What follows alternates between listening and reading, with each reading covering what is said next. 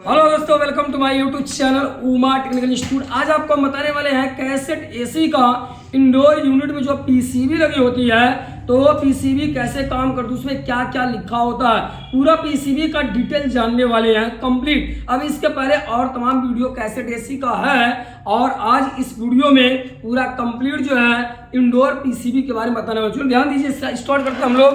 तो यहाँ पर देखिए जो है सबसे पहले स्टेप बाय स्टेप आपको बताएंगे।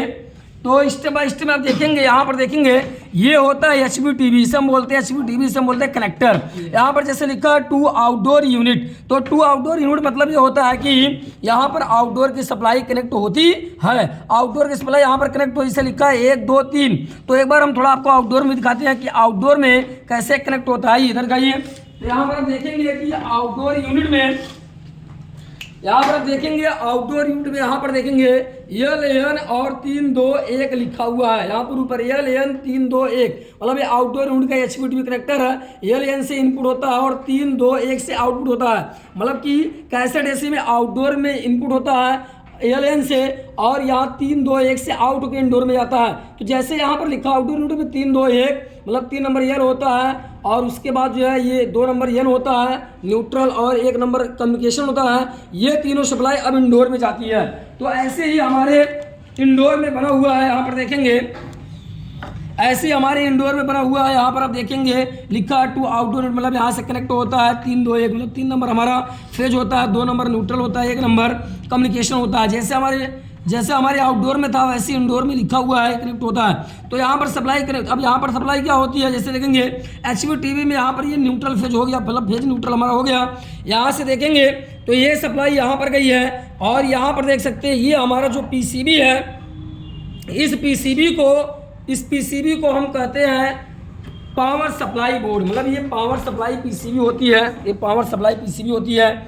इंडोर में 2 पीसीबी लगी होती है, 2 पीसीबी, एक पीसीबी होता है पावर सप्लाई बोर्ड, एक पीसीबी यहाँ पर होता है ये प्रोग्रामिंग पीसीबी। अब होता क्या है कि पावर सप्लाई पीसीबी को पहले हम जानते हैं। तो पावर सप्लाई पीसीबी में देखिए यहाँ पर सप्लाई इनपुट हुई है, आप देख सकते हैं कि यहाँ पर आपको दिखा दिए तो यहाँ पर देख सकते हैं यहाँ पर L लिखा हुआ है और उसके बाद यहाँ पर देखिए L लिखा हुआ है। ये L मतलब फेज की सप्लाई यहाँ इनपुट होती है और N की सप्लाई यहाँ इनपुट होती है।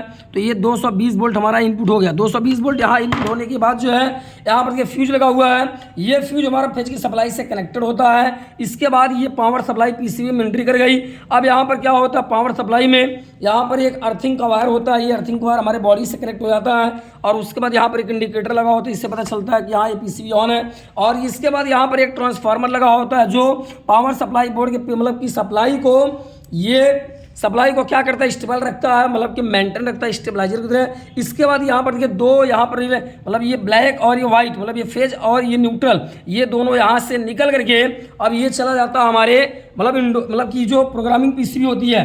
तो पावर सप्लाई जो पीसीबी होती है, पावर सप्लाई पीसीबी, इतनी चीज़ें इसमें होती है, इससे कोई चीज़ कनेक्ट नहीं होता है, केवल पावर सप्लाई कनेक्ट होता है। जो मेन वोल्टेज होता है 220 वोल्ट AC वही केवल इसमें होती है, वही पास कर जाती निकल जाती है। इसके बाद ये पहुँच गए बाहर यहाँ पर ये प्रोग्रामिंग पीसीबी में। अब प्रोग्रामिंग पीसीबी में यहाँ पर आप देख सकते हैं कि यहाँ पर ये जैक को हम निकालेंगे तो यहाँ पर आपको दिखेगा AC और L लिखा है। AC मतलब ये फेज हो गया, मतलब लाइन हो गया, और ये मतलब न्यूट्रल हो गया। यहाँ पर हमारे इस प्रोग्रामिंग पीसीबी में यहाँ से ये न्यूट्रल फेज 220 वोल्ट यहाँ से इनपुट हो गया है। इसके बाद अब इनपुट हो करके ये पूरी पीसीबी में सप्लाई फैल जाती है। तो कैसे क्या क्या काम होता है देखिए। तो होता क्या है कि यहाँ पर आप देखेंगे ये जो जैक है यहाँ पर लिखा फैन मोटर, मतलब कि ये फैन मोटर दिखाई बढ़िया से, ये फैन मोटर है, मतलब ये फैन मोटर का जैक होता है और ये फैन मोटर का जो मतलब कि फैन मोटर यहीं से कनेक्ट होता है। इसमें क्या होता है कि इसमें 2 पॉइंट कैपेसिटर को होते हैं और उसके बाद यहाँ पर 3 पॉइंट इसके जो है लो मीडियम हाई होते हैं, 1 पॉइंट इसका कॉमन होता है। तो ये फैन मोटर को चलाने के लिए कैपेसिटर का भी देखिए जैक यहाँ पर लगा हुआ है, आप देख सकते हैं कि जैक निकाल रहे हैं। यहाँ पर देखिए लिखा है फैन CAP, ये शॉर्ट फॉर्म में मतलब कि फैन कैपेसिटर होता है। ये फैन कैपेसिटर का जो जैक यहाँ पर ऐसे लगा है, यहाँ पर देखेंगे ये फैन कैपेसिटर, ये कैपेसिटर यहाँ पर लगा हुआ है। ये 6 माइक्रोफैरेड का 2.5 टन की एसी होती है कैसेट एसी की। तो यहाँ पर ये 6 माइक्रोफैरेड का कैसेट एसी देखिए आप देख सकते हैं 6 माइक्रोफैरेड लिखा हुआ है। ये कैपेसिटर लगा होता है हमारे फैन के लिए, तो इसीलिए फैन के जैक के बगल में है। तो ये क्या होता है, ये दोनों सप्लाई इसके अंदर से कनेक्ट होकर के यहाँ से निकल करके हमारे और फैन मोटर में चली जाती है, जो मतलब ब्लोअर मोटर में चली जाती है। तो इंडोर ब्लोअर मोटर का ये जैक हो गया, ये कैपेसिटर हो गया, उसका कैपेसिटर जैक हो गया। इसके बाद आगे देखेंगे तो जो ये पॉइंट होता है ये भी फैन मोटर को होता है, जो फैन मोटर को मतलब उसके सप्लाई को स्टेबल रखता है। ये भी फैन मोटर का जैक होता है, ये भी फैन मोटर का जैक है। और इसके महीन वायर होते हैं, इसके मोटर वायर होते हैं। इसके बाद ये वाला जो जैक होता है इसमें देखेंगे, इसको हम खोलते हैं तो यहाँ पर देखेंगे लिखा हुआ एसपी मोटर यूडी। मतलब एसपी मोटर यूडी का मतलब होता है कि स्टेप मोटर, यूडी मतलब अप डाउन, मतलब स्टेप मोटर, हम स्विंग मोटर को स्टेप मोटर भी कहते हैं। तो ये हमारा स्विंग मोटर का जैक होता है, यहाँ से स्विंग मोटर का जैक कनेक्ट होता है। ये स्विंग मोटर इसमें यहाँ सप्लाई आती है। तो ये हो गया। इसके बाद जो है फिर आगे देखेंगे हम, तो आगे देखेंगे यहाँ पर देखेंगे, इसको देखिए ऐसे यहाँ पर लगा दे, इसको भी लगा देते हैं, ऐसे यहाँ पर लगा दिया। अब यहाँ पर आगे देखेंगे ये दोनों जैक को लगा देंगे, यहाँ पर 2 जैक बने हुए हैं, दोनों जैक को निकाल कर दिखाते हैं यहाँ पर क्या लिखा होता है। जैक को हम यहाँ पर निकाल देते हैं, ये निकाल दिया। और उसके बाद ये वाला जैक निकाल दिया। अब यहाँ पर ध्यान से देखेंगे RTH लिखा हुआ, RTH ध्यान से दिखाइए। RTH का मतलब होता है RTH मतलब कि रूम थर्मिस्टल, मतलब कि रूम सेंसर ये होता है, उसका जैक होता है। फिर लिखा है फ्लॉट SW मतलब ये फ्लॉट स्विच का जैक होता है। और उसके बाद फिर यहाँ पर देखेंगे, यहाँ पर ध्यान से कर देखिए तो यहाँ पर लिखा हुआ डिस्प्ले, यहाँ पर तो ये डिस्प्ले का जैक होता है, मतलब डिस्प्ले का जैक इसे पहचान लेंगे हम, लिखा हुआ तो डिस्प्ले का जैक होता है। यहाँ पर देखिए हमारा ये डिस्प्ले है और ये डिस्प्ले का यहाँ पर ये जैक हो गया। उसके बाद फिर यहाँ पर देखिए ये हमारा सेंसर है, रूम टेम्परेचर सेंसर, ये देख सकते हैं रूम टेम्परेचर सेंसर, जो हमारा रूम टेम्परेचर सेंसर से यहाँ से कनेक्ट हो जाएगा।